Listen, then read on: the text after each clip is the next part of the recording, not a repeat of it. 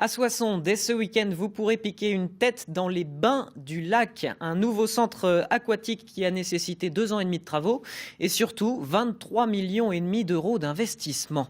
Rémi Vivenot, Éric Henry. Une surface totale de 6450 mètres carrés, un bassin sportif.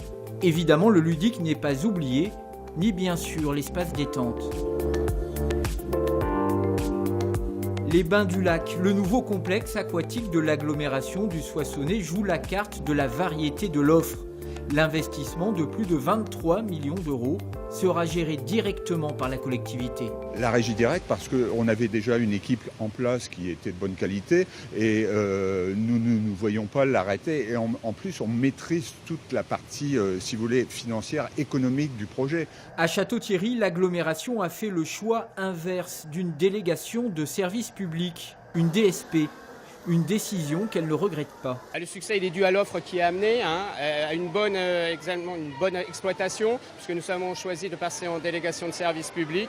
Et le délégataire qui a une grande compétence, notamment sur les aspects techniques qui sont importants, puisque c'est un véritable métier, mais également sur une politique commerciale importante. Mais à l'image des Bains du Lac, pour Louis Doyer, ancien directeur général de la Fédération française de natation, c'est bien la régie directe qui fait son retour en force. Il y a une grande mode de la DSP où les collectivités ont pour moi été un petit peu démissionnaires en disant une piscine c'est compliqué, on ne veut pas faire, on ne sait pas faire.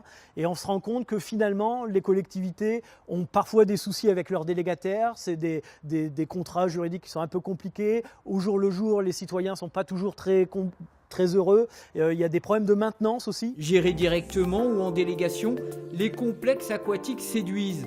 Ils sont désormais un outil incontournable d'attractivité des territoires.